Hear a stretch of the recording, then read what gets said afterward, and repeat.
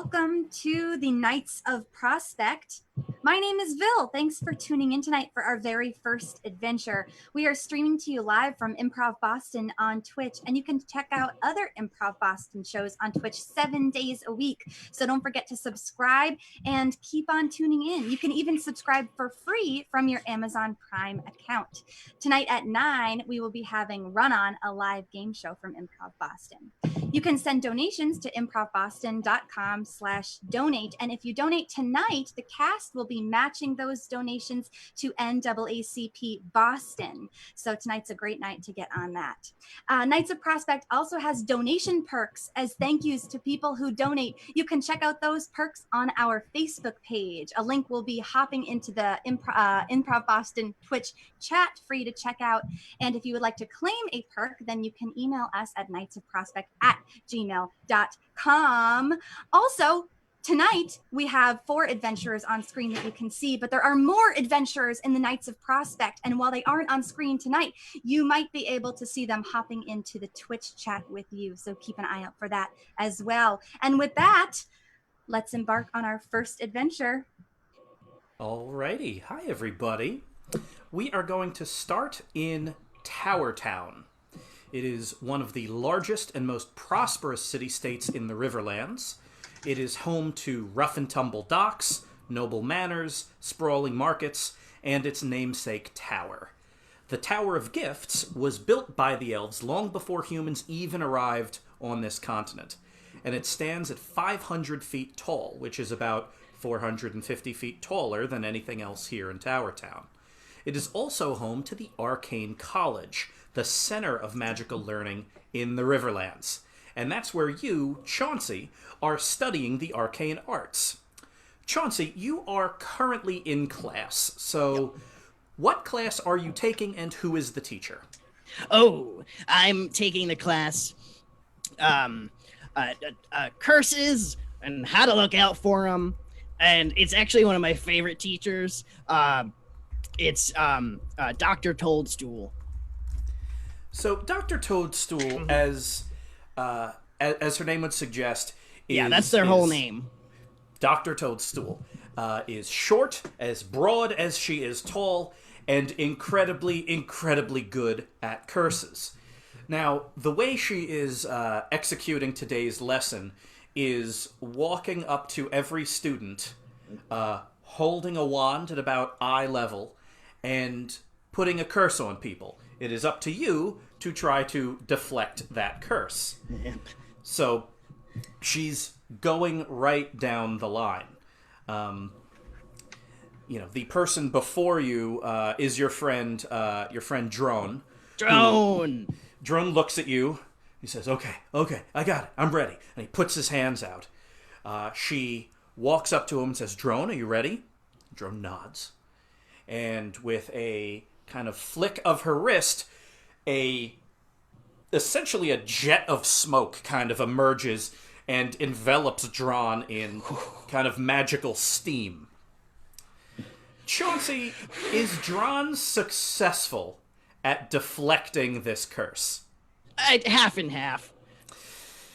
The half and half part is what you and Drawn were scared of. The top half of him is a horse.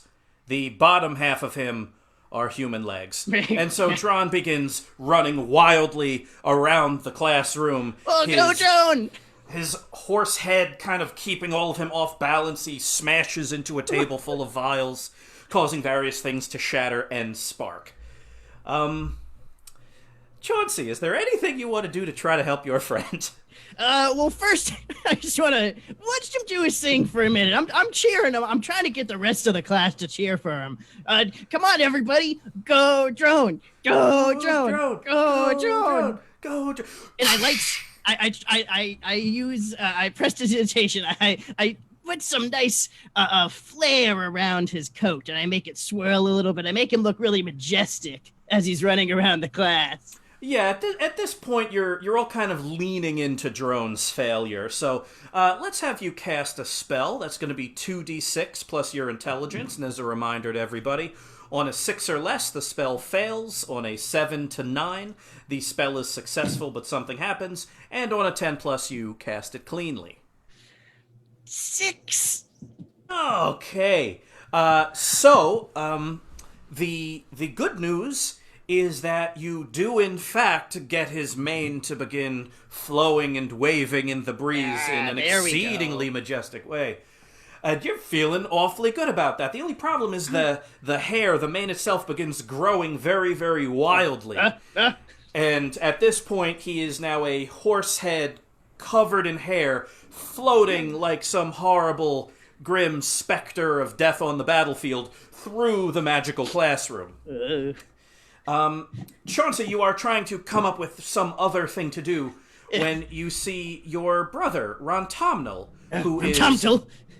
He is a little bit older, but much taller. He is in the doorway of this class, and he is gesturing wildly to you. Come here, come here, come here. What? What? Go away. This is my class. This isn't your class, Rontomnal. Look, I'm not trying to get in your way.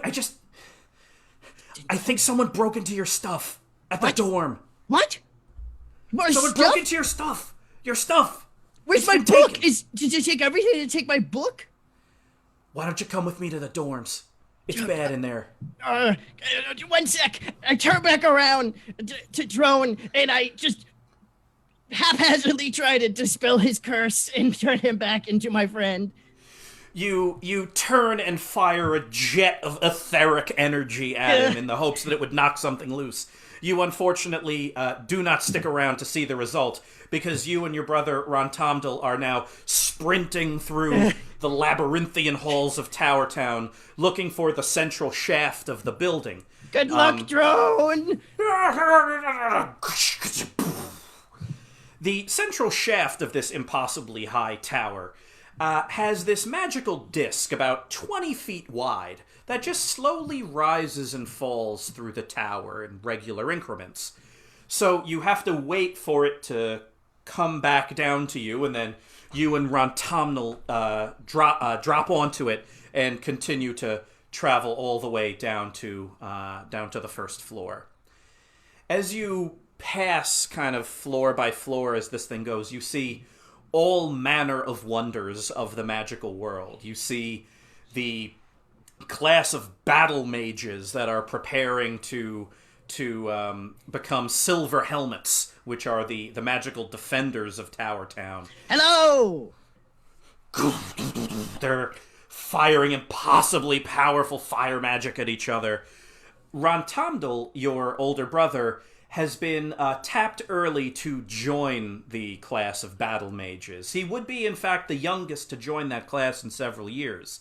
A fact that you know very well because he tells you about it all the time.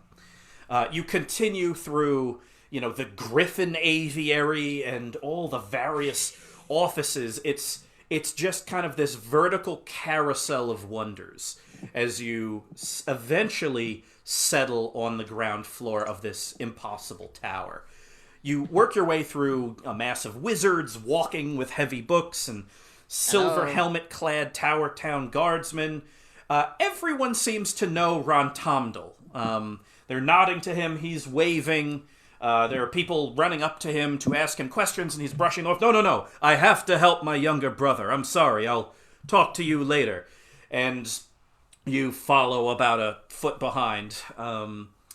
This area is also full of tourists, because the first floor of the Tower of Gifts is the only place open to the public. Everything above it is a combination of City Hall, Magical College, and Army Base.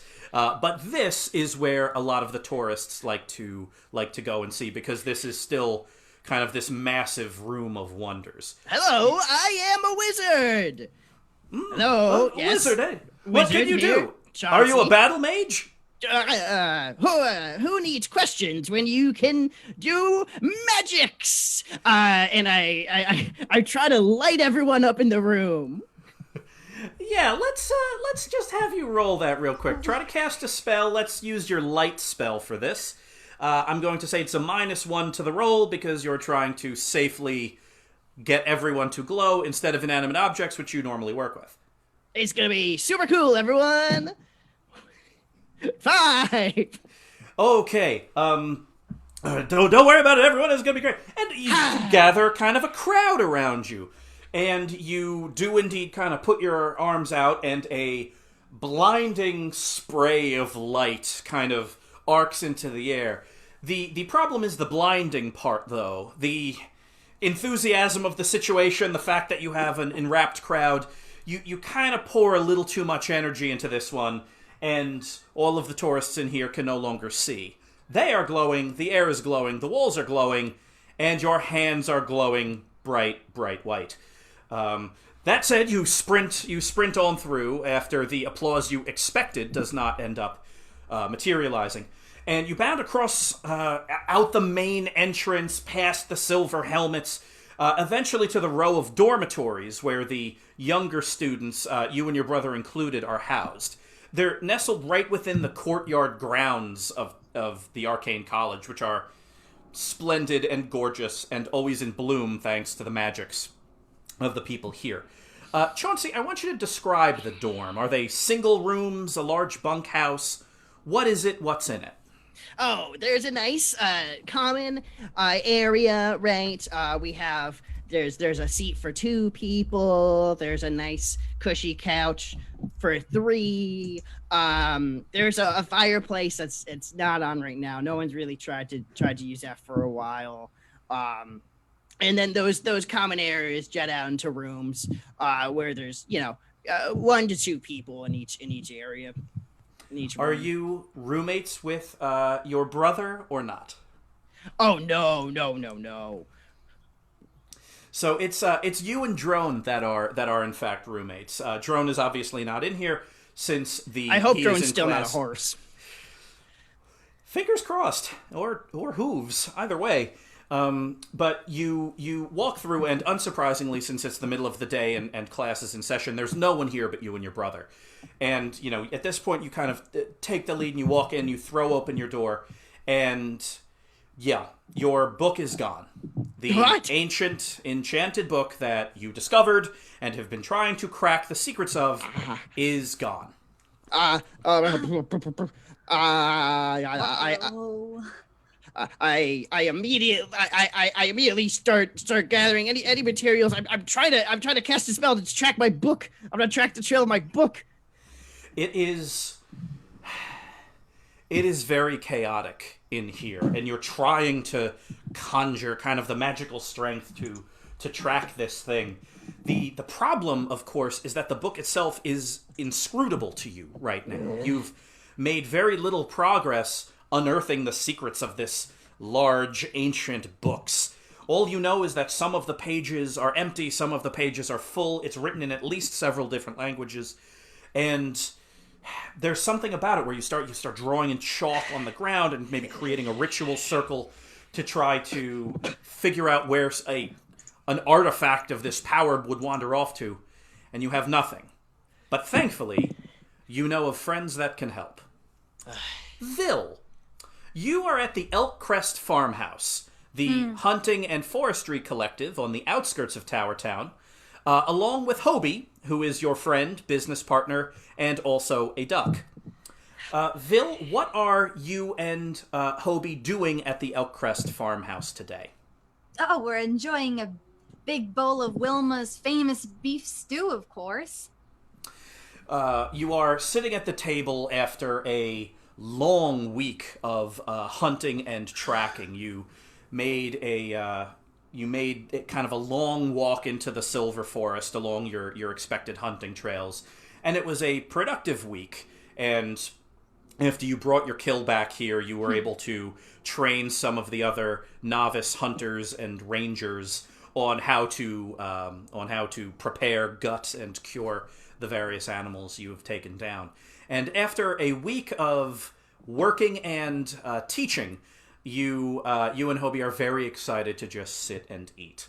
Wilma, your friend and the owner of the Elkcrest Farmhouse, puts in front of you a very large bowl of stew and a smaller bowl in front of Hobie.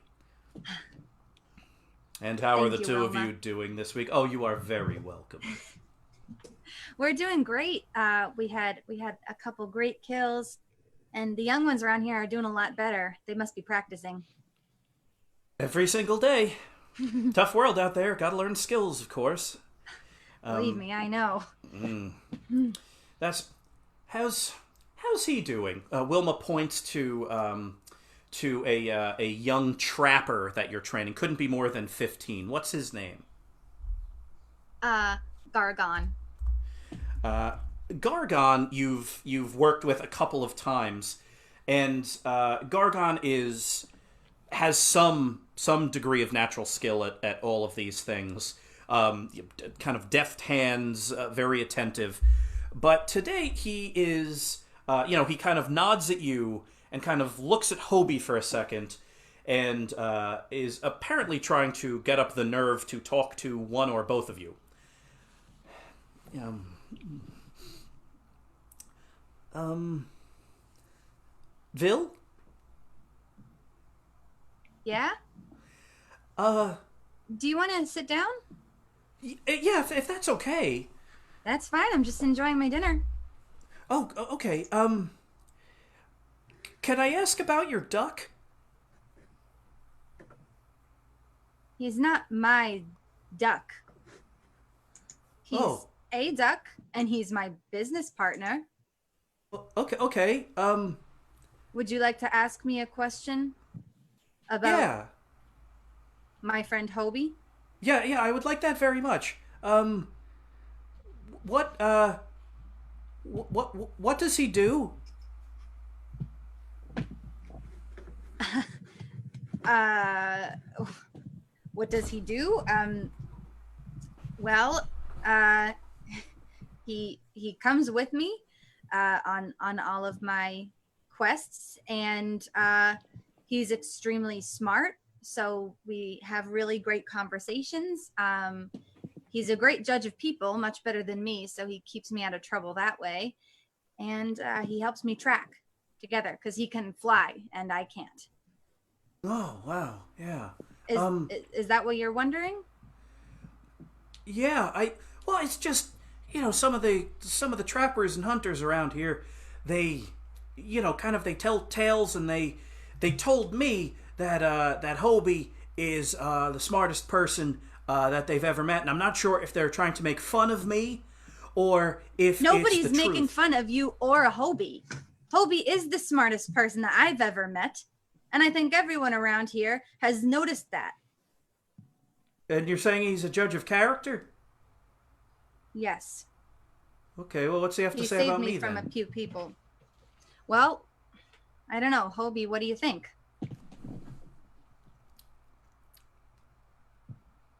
Uh huh. Huh. Yeah, he thinks you're okay. Okay, well, okay's pretty good, I guess. Well, it's not Um, bad.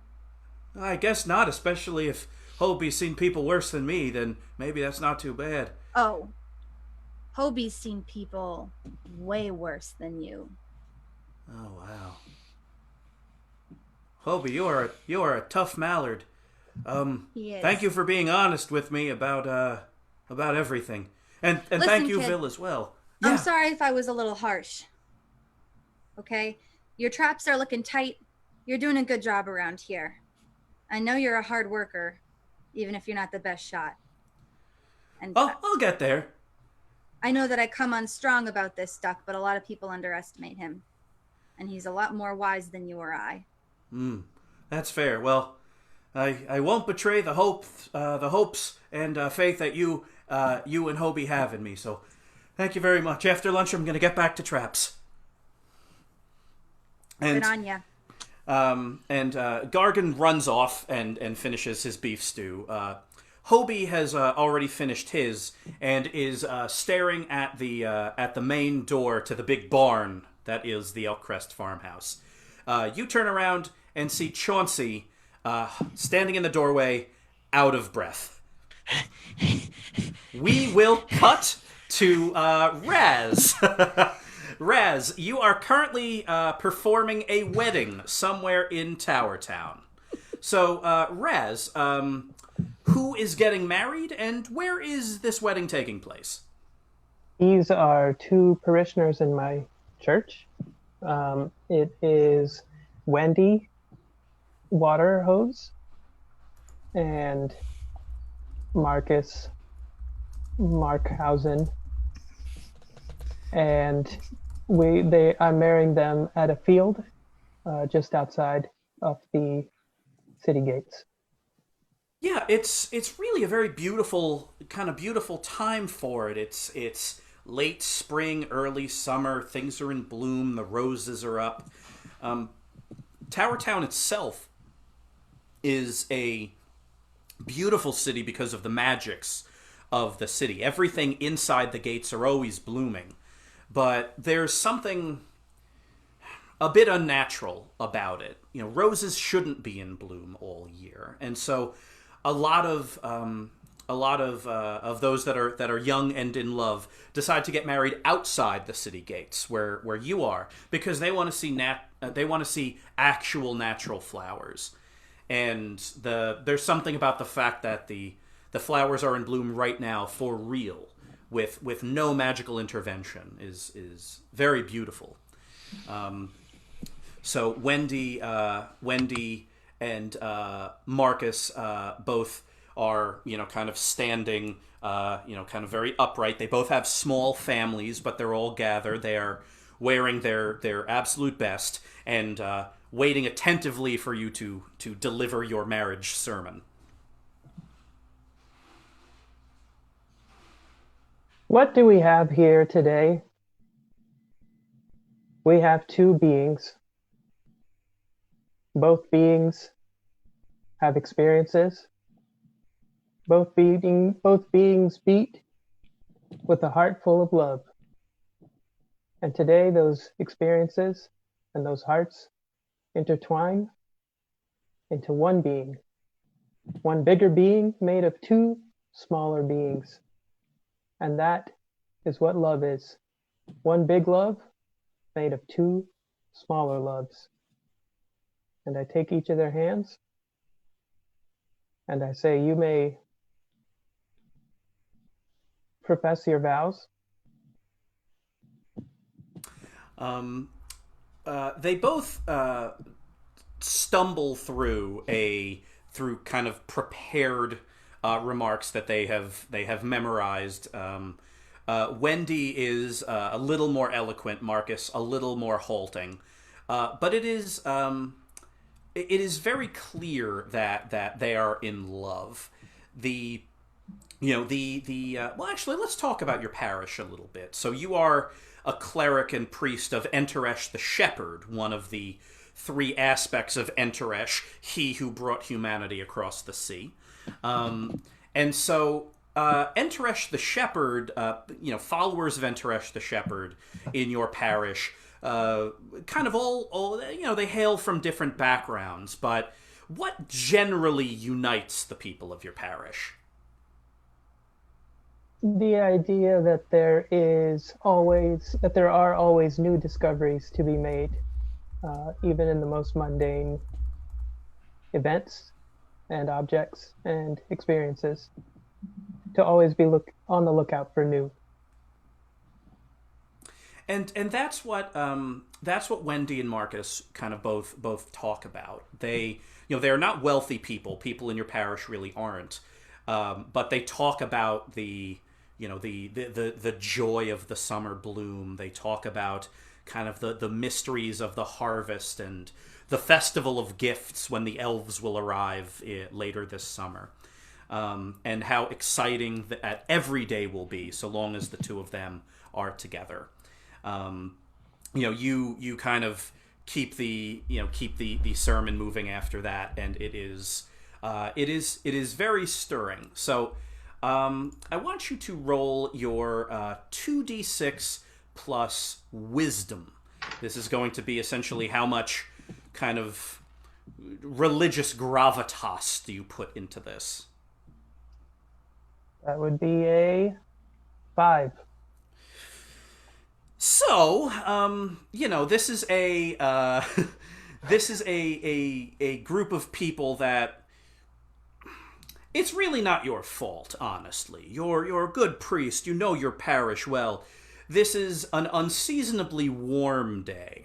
And so after these two profess their vows, you you get a sense from the crowd that they are expecting you to say something like "You may now kiss," and for all of you to go inside where it's cooler.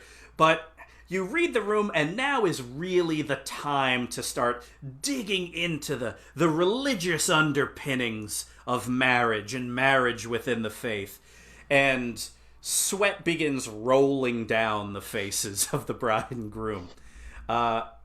Mercifully, though, the wedding, as beautiful as it is interrupted when you see Chauncey and Vil sprinting out from the city gates, entirely out of breath. Raz! Chauncey, Bill? Hi, everyone! Oh, geez, is this a wedding? Yes. Does anyone want fireworks? Yikes. I'm gonna give you some. I'm sort of in the middle of talking about the Enteresh text number 12. I feel like they probably get the gist. Maybe we could go have a chat. Do you guys want to join in? You want to have a seat? I'm really getting into the heart of this. It's gonna be my book's gone. Hi everyone. I need help. I shoot some fireworks off into the sky. Oh, those are nice. That's probably enough. And the wedding takes a turn towards the fantastic. And while the crowd is boiling under the early summer sun, who doesn't love good fireworks? Let's switch to somewhere inside. Winnie, you are currently performing in one of your favorite venues in Tower Town. So, Winnie, what is the name of this venue, and what is the last song of the evening that you're playing to these people? The venue is The Boiling Pig. I enjoy it for its colorful characters. Really, no more receptive an audience. For my final song, am going to perform Good Night, Sweet Goblin, to put a spell of rest onto these lovely folks before they head home after their lunch. So not only are you going to sing, you are going to infuse your song with the bardic magics that you have trained in during your elven upbringing outside of these riverlands. So let's roll your 2d6 plus charisma, and as a reminder, as with all things, 6 or less is a failure, 7 to 9 is a partial success, 10 plus, and everything works out a-okay. 7. So you 8. Sorry. So you have a choice. I'll give you a choice. The song is either beautiful or magically effective, but not both. You know, I have been performing every night this week, and I don't think anyone could blame me if my voice was a little bit rough, but my magic is not. That is fair. So you generally sing unaccompanied because of the strength of your voice, and also because when it's just kind of you and your instrument, you're able to kind of pull from the earth the magics necessary to have their desired effects. And you feel the magic bubbling up through the ground. You feel it kind of coming up through your legs and into your hands and kind of out. And you know that everyone here at the Boiled Pig is going to rest very, very well. That does not necessarily translate into good tips this evening, because after a long night of songs and dialogue, a couple of the patrons are disappointed that you didn't truly bring the house down. But every single one of them, to a person, kind of yawns and looks at their sweetie or their sweetie for the evening, and starts to wander off. The bartender walks up to you. What's the bartender's name here? Bartender and owner, I should say. Of course. Her name is Lyd. So Lyd is fairly young, considering she owns a large bar that is, that is in kind of the merchant's quarter of town. So it's a fairly nice bar. But she walks up. Well, I guess that ends the week's residency. If you want to come back next week, you are more than welcome. But it sounds like you might need a day or two off. I might need a little vocal rest, but I want you to know that my magic is still running full force. And while I appreciate this opportunity, I also think, I'm sorry, I'm not good at this. Confrontation. I think you need to be paying me more. I'm an artist. And to rely entirely on tips is not fair. You know, when Jeff, the one with the lute, comes in and performs, you pay him a much higher rate than you pay me. Have you and Jeff been talking about how much the two of you have been making? Maybe.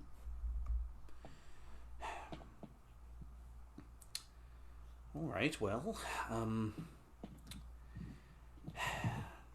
fine. I want you to roll your charisma. This is going to be a parlay. Lyd does not want to pay you more. You want to be paid more. A tale as old as time. 2d6 plus charisma. See what you get. 9. Okay, so that's a partial success. Lyd, kind of stares at the floor a little bit and says, "All right, fine, but you have to do something for me. I will pay you exactly what I paid Jeff for all of your performances. But you have to teach me to sing. I'll pay you for it, but you have to teach me." All right. Show me what you got. Okay. Lyd takes a deep breath and begins what could best be described as an enthusiastic rendition of the song about goblins that you just sang. Good night, Goblin. In a word, it's pitchy. It's pitchy, and she is not controlling her breath, and her eyes are darting all over the place. And you realize that in agreeing to teach her, you have embarked upon one of the most trying undertakings of your entire year. More on that later. As for now, this impromptu concert has been interrupted by the fact that Chauncey, Vil, and Raz have entered the Boiling Pig entirely out of breath. Hey, is somebody Winnie! in trouble in here? It sounded like someone was screeching or something from the outside. Don't never sing! Don't! There they are! Don't A let bartender me- runs out of the room crying.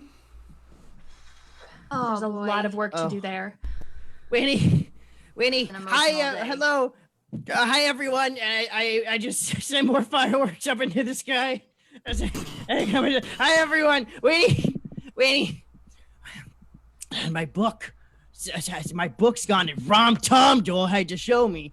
And help. Your book? Help. The one with all those spells and powers and... The really cool book. I don't even get the whole It's thing his yet. coolest book. It's the coolest book, Winnie. I mean, if it's your coolest book, then of course that I'll help you. Yeah. The four of you, sometime later, are in Chauncey's room within the dormitory, looking at what has happened. Chauncey explains that the room is pretty much untouched, aside from the small chalk ritual circle that he tried to lay out on the ground to track the book down. Okay, hold on. Nobody touch anything. Hobie, take a look. Hobie's gonna find it. Go, Hobie, go. Okay, so the winning duo of you and Hobie begin kind of exploring the room and getting a sense of things. So I'm let's following roll. Hobie around the room. Hobie is now you obviously all know each other since you are all petitioning to join the famed Knights of Prospect, which is as we all know, the incredibly famous knightly order that travels the Riverlands doing good deeds. So you have been on some number of adventures together, you and your other companions, in the hopes of impressing the Knights of Prospect. And so you know that your friends, Chauncey, are particularly skilled people, generally upright, well-intentioned, if anything, and chief among them in terms of intelligence is probably Hobie. It's an inscrutable intelligence to you, but you are certain, mainly because Vil is certain, that Hobie has everything figured out. So Hobie is wandering around the room, taking small, cautious duck steps. You are following Hobie, taking similarly small, cautious duck steps. Vil, let's roll your hunt and track. That is 2d6 plus your wisdom, plus 1 because of Hobie as well. Mm-hmm. That's going to be a 9. Okay, fantastic. So that is a partial success, which means you are able to essentially follow the trail here. So what is it that you and Hobie discover that gives you this lead? What's going on, Phil? Chauncey, it's a good thing you don't clean your room very often. Mm-hmm. I always told my roomie Drone that we probably shouldn't clean the room for magical reasons. Yeah, for magical reasons. I'm sure that's true. And also, we can see the trail right out the door, left by, what is this dust? Cracker dust? Yeah, and Were you having a snack? Yeah, I reach over and I grab. There's one cracker left on the table. And I eat that. Yeah. It was before class. You gotta get your energy up to try to dispel curses, but Drone still turned into a horse anyway. Okay. Well, we can see the trail of the cracker dust left by the person who took the book, who I'm guessing got it out of that chest, right? Yeah. Was it locked? Most of the time, I magically lock it. I can't remember if I lock it all the time. No. Well, if it's an unpickable lock, then you must have left it by accident. Does that sound like you? That sounds exactly like me. Okay. So they grabbed it out of that chest, and then they stopped also at this drawer here. Oh. It's slightly ajar. Yeah. Was there something else? That's right. I got some special books out of the library. I might have been trying to look at some necromancy books, and I had them in there. Necromancy. Chauncey. I'm trying to learn stuff.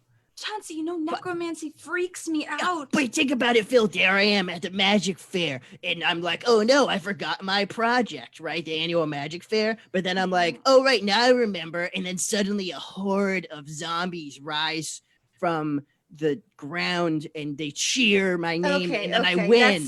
That's all I need to hear about the zombies. It looks like they took your library books too. That's maybe in the middle of the room. I'm telling Winnie about the sermon I was giving back at the wedding and describing to her the intricacies of Enteresh Book 12. That ceremony sounds absolutely lovely. Might I come and observe your next one? Oh, of course. Of course. It's often a common practice to have random guests show up and just sort of observe the practice of joining. If that's a common practice, if you need any kind of like, I've been basically giving out spectacles all day. If you need someone to kind of zazz up your, absolutely. Yeah. And if you need anyone to sing or play music, I have very recent precedent that my pay rate has increased. So. Well, that's and if you need any other help with that, no, thank you. Shall we follow the cracker dust? To the cracker dust. You do indeed follow the cracker dust, and it's pretty apparent the entry and exit that these burglars took. burglar or burglars, I suppose. They walked in through the front door. That's the sense that both Vil and Hobie get. Walked directly into Chauncey's room, stole his kind of inscrutable magical artifact book, as well as the property of the Arcane College, specifically a part of the Arcane College's library that is off limits to students of Chauncey's age. So this is not only about reclaiming an important artifact, but restoring Chauncey's good standing to the college before, of course, anyone realizes that these highly off-limit books are out in the world. So this kind of leads you to think of a few different things. One, you're pretty sure this was not some random act of burglary. This person or persons knew exactly what they were looking for. And also, they were fairly good at it. The one thing that they couldn't expect, which what burglar could, is a young wizard's room being so dirty and so full of cracker crumbs that it would actually leave visible footprints out of the building. Eventually, after kind of the footprints hit the streets of Tower Town in the courtyard of the Arcane College, you kind of lose the visible footprints. But Hobie has a scent, and Hobie is following it, and so for those tourists that were stopping to smell the always blooming roses of the Tower Town courtyard, the most observant would notice, in order, a duck, a ranger, a wizard, a bard, and a cleric walking single file, following an invisible trail of invisible breadcrumbs. This continues through the winding paths of the courtyard, through one of the gates that at night is guarded but during the day is wide open, and out into the city proper.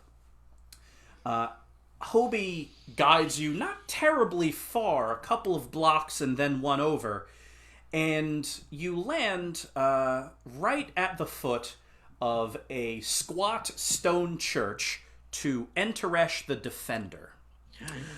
Now, as a quick aside, Enteresh, he who brought humans across the oceans, is worshipped in many different aspects. Raz is a priest of Enteresh the Shepherd, who favors the discovery of things, fate, finding joy in the mundane.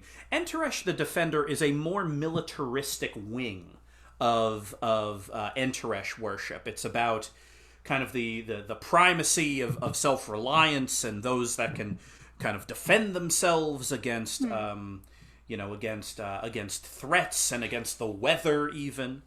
So everyone's worshiping Enteresh, but it's about these different aspects. Raz, this is a church you know fairly well. It's not terribly far from your parish here in Tower Town, but it doesn't really have a terribly big congregation. So you're all standing. In fact, the sense you got is you were pretty sure that this congregation was going to join another congregation. This building is kind of barely in use. But you're all kind of standing outside the church, and Raz, you open the door, and inside is a small, kind of sparsely adorned church that is, in good repair. There are a couple of people, praying in some of the pews. But aside from that, it's empty. Raz, Mm-hmm. you know this place? Been here a couple of times, yeah. Know the priest here. His You name do? is his name is Riz. He's been here for probably 3 years. It's kind of a smaller parish. They get their divinity from doing. The action of doing kind of gives them faith. Would doing stealing a book? Would they do that? No, people of the parish would never do that. You know, Riz comes from sort of a darkish background, but I can't imagine that he would steal something like that, especially something from Arcane College. Nah, no way. Where That's can we? not his divinity. Divinity? Where might we find his? I don't know what you call it. Office. His where would he store items, or where might he Well, every. be? His diminitorium. I see. Eh, Good job, Phil. Every church has a basement storage facility where Enteresh's texts are generally kept. Usually there's an office down there where we can study. It's quiet, it's Oh. dark, there's a candle lit area. So Sounds we like just the gotta perfect place find the to take a door. book. Perhaps, yes. Assuming it hasn't been burnt or sold. I'd go right down into the basement. I follow Winnie. You go right down into the basement. The door is locked, but Winnie, you don't really think much of it, and draw your Winnie, what weapon do you carry? I have a curved knife and a bow. And so you take your curved knife and you use the hilt of it to essentially smash the lock open. Locks on church doors aren't terribly strong, since who would rob a church of Enteresh? But you smash it apart and kind of open the door, and you walk down a kind of a low staircase into kind of a small hallway, the bottom of which there is a door. Raz, now, actually, you know what? I want you to roll 2d6 plus your wisdom.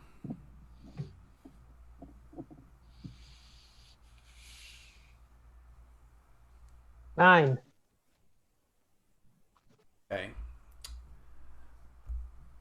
There is a general sense of unclean here, a ripple in the strength of your faith. There's something on the other side of that door, and you don't like it because it's not holy, whatever it is. Raz. I'm gonna ask for Enteresh's guidance here, just to see if we're fated to find what we're looking for behind this door. Absolutely. You are going to petition Enteresh to grant you some useful knowledge. So, in essence, we're going to roll this as a discern realities roll. So this is going to be 2d6 plus wisdom. Because you are communing with Enteresh, you will be able to learn things that you wouldn't otherwise be able to learn. 4. It is a testament to whatever is going on behind this door that Enteresh is eerily silent.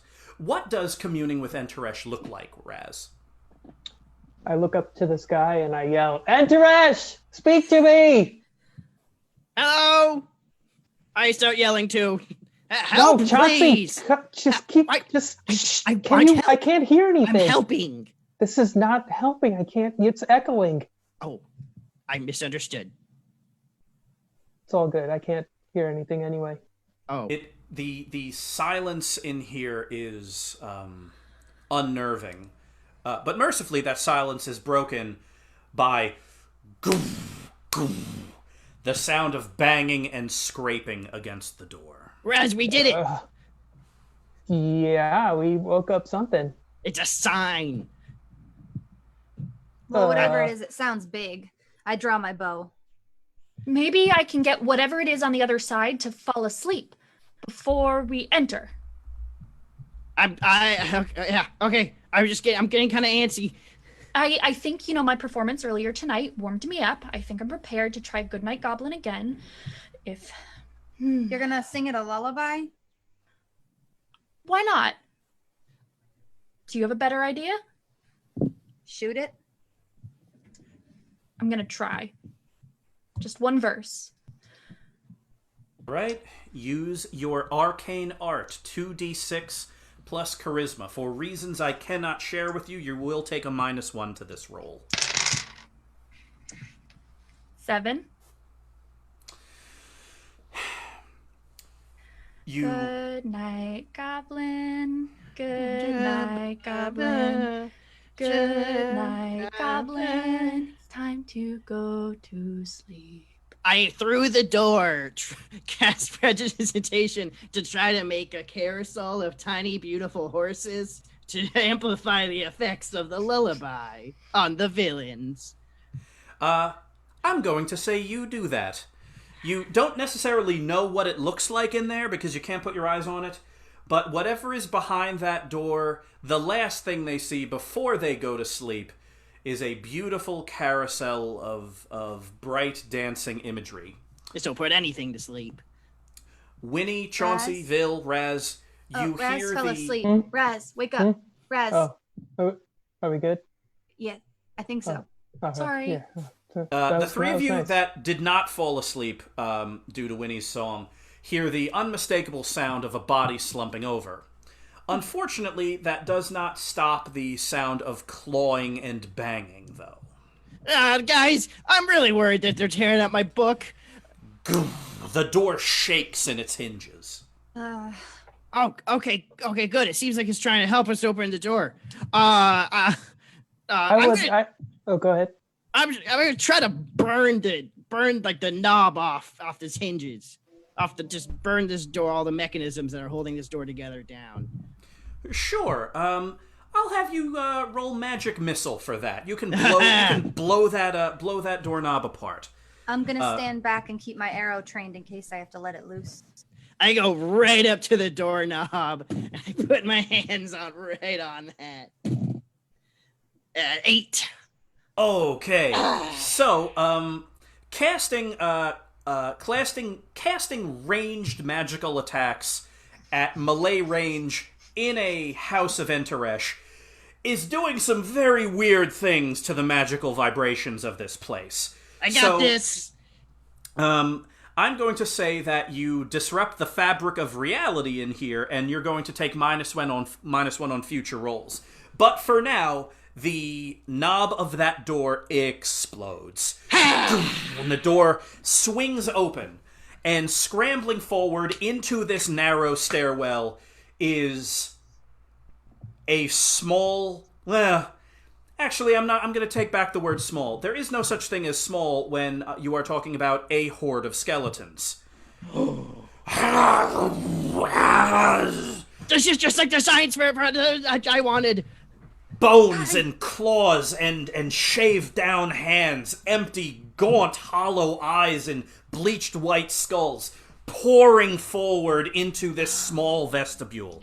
Raz, Chauncey, you are up front. Winnie and Vil, you are right behind with bows out. Yeah, my hands are still out and hot. I'm just trying to shoot more magic missiles. All right, Chauncey, you could go first. Roll magic missile again with a -1 because you are playing with weird etheric energy in here. 5! You are firing magic missiles. One of them slams into the ceiling above one of the skeletons, causing a small collapse of bricks. You take 4 damage because one of the skeletons lumbers forward and with kind of an icy hand reaches out and grabs you by the shoulder and starts digging in with inhuman force. Ow! Who wants to go next? I want to try to get them to attack each other by just letting out a blood-curdling musical scream. Ah, yes. The bardic skill, it goes to 11. These are undead, so essentially, and you know this, by the way, because you have learned as part of your bardic training about spells and magics. Essentially, you are not necessarily using your magic against the skeletons. You are using them against their master, wherever that master is. So given that, I'm going to put a -1 on this roll, but if it works, it works. It's a 9. It works. You draw unwanted attention to yourself in the form of a skeleton that, and this is horrifying, the skeleton is wielding a knife made of bone, which, something about that is very unnerving to you. You unleash kind of this crazed musical performance. You buffet this horde of skeletons with sound. One of them stabs you in the leg as it kind of starts crawling towards the ground. But one of the skeletons you see kind of stop its screaming, bracing, clawing action, turn, and rip the head off of one of his companions. That skeleton collapses, and then the other skeleton becomes very confused and starts wandering off. Who wants to go next? I'll go next. Mhm. How many are there? 3, maybe 4. It's dark, they are backlit, and you are shoulder to shoulder in an entryway, so you can't really guess. All right. Hobie, slow him down. Hobie knows that means to fly in between their heads to distract them. Go, Hobie! Hobie, was Hobie in his sling? Yeah, So his legs got tired on the way over here. it was a long walk for Hobie, so at some point Vil tucked him into his sling. Vil kind of unleashes Hobie from his carrying pouch, and Hobie, brave as he is, begins flying and banking through the heads, through and around the heads of skeletons. The skeletons' attacks now become confused. They were oddly coordinated. They were walking together and clawing together, but now they kind of have broken cohesion. They begin kind of flailing at Hobie, but Hobie is mercifully agile enough to avoid it. Raz, what do you want to do? I'm going to cast Turn Undead. Turn Undead. Not a thing used terribly often, but you know how to do it. So roll 2d6 plus wisdom and call upon your god to smite these undead. In an attempt to assist, I start yelling again, Entourage! I'm going to give you +1 just due to your pluck. So 2d6 plus wisdom +1 for Chauncey's assistance. 7. All right. This is one of those things, Raz, where, they teach clerics how to do this, but because necromancy is either fully outlawed or strongly discouraged in every corner of civilization, you don't really get to use it that much. So you kind of close your eyes and think not just of Enteresh, but of the training of years ago. And you summon the strength. What does Turn Undead look like? Turn Undead looks like a tornado that is made of the dust from the room, and slowly it starts swirling around and pushing the undead back away from us, creating like a little dust bubble around us. That is exactly what happens. There is a great kind of swirling wind coming up from the ground itself. The dust of bone meal and of ages is now creating this vortex of wind and magical divine energy. This gives you kind of the moment you need to all form up into what could best be described as battle ranks. Winnie and Vil, you begin drawing and firing arrows, avoiding Hobie as he's swarming and banking through the dust cloud. Winnie and Vil, the two of you shoot a skeleton through the same part of the skull, and it splits open and drops. Raz, with the protective bubble of Enteresh's love and light around you, you pull your mace from under your wedding vestments, because you always carry a mace, you have to, and wade forward and smash one to bits. Chauncey, you are with one hand blinding these skeletons with fireworks and with the other launching magic missiles that are blowing them asunder. After a short and savage battle, these skeletons have been reduced to their component parts, and you walk into the room. In addition to the skeletons, there is one other thing on the ground. Riz, the priest of this church, wearing over his holy vestments a black and purple robe that should not belong to any priest of Enteresh. And in his hands is the book. Raz, Raz, what's up with this? What's up with this guy? Is that the book? That's my book. Is this the guy with my book? He stepped on all my crackers, and he took my book, and then he made skeletons at us. Why would he take this book? Why would he step on my crackers? It's a very magical book. Why would he animate skeletons? Because he Of probably stole my deities? idea for the magic fair. Chauncey, that freaks me out. I While didn't they all like it. talk, I go and just rip the book from his hands. Go, Winnie!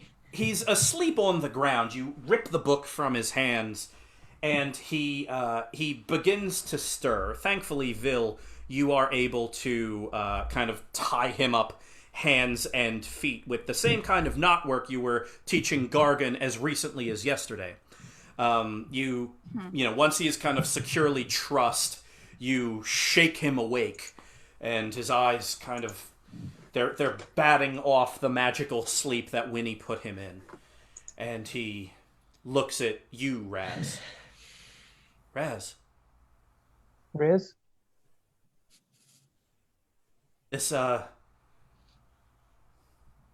would say this isn't what it looks like, but I think it's exactly what it looks like. What It happened here? looks freaky. It looks terrible. Jerk. The parish was going away. We just didn't have the people. They were going to some of the other churches, and I wanted to use what was in that book and the other books that I took to find a way to commune with the spirits of previous priests and pastors, maybe strengthen the bond between this church and Enteresh. I was overzealous. You must be Chauncey, the one I stole from. I try to shoot a magic missile at his foot. You do, and it blows a hole in the ground at his feet. Enteresh the Defender rewards those that take action, and I would not let this parish go away. I would not let the people join your church, Raz, or another church. I was a fool. Your first duty is to the people, Riz. Come on, you know that.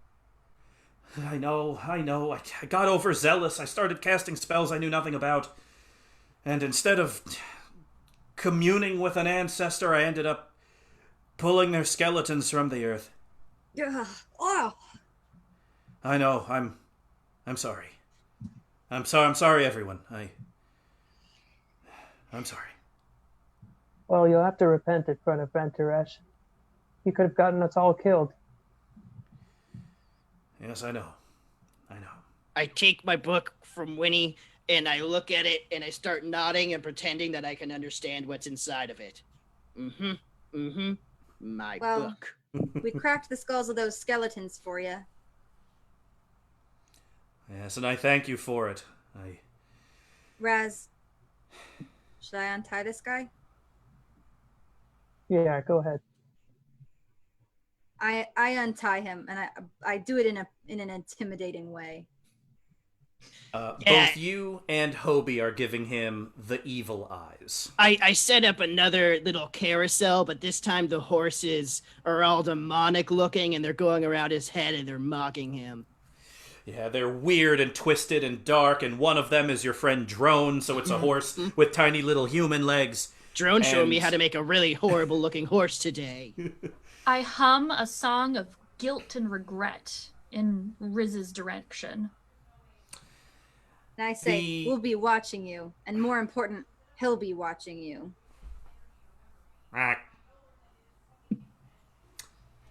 The journey to repentance for this priest begins now. And mercifully, the residents of Tower Town will not know the dangers of a skeletal invasion from the basement of an old church. I set up fireworks and leave the room. And with one last bold display of fire, you set the room alight one more time and wander back to your library to return some very overdue books. All of you go about your days after sharing one last nod up above on the street outside the church, knowing that Though you did fine work today, it is almost certainly still not enough to join the Knights of Prospect. We will end it there, everyone. Great work. Oh, wow. Thank you, GM. And thank you, all of you, for watching our very first adventure with the Knights of Prospect. And thank you for the donations that you've made during this hour. Don't forget that those will be matched up to $250 to NAACP Boston. Also, don't forget to subscribe to Improv Boston Live at twitch.tv to keep up with all the great content that Improv Boston is putting out every single day of the week. And if you are hungry for more tonight, you can catch Run On at 9 o'clock. Don't forget to like our Facebook page, Knights of Prospect. And if you'd like to grab a perk, email us at knightsofprospect@gmail.com. Thank you so much, everybody, and we'll see you next time.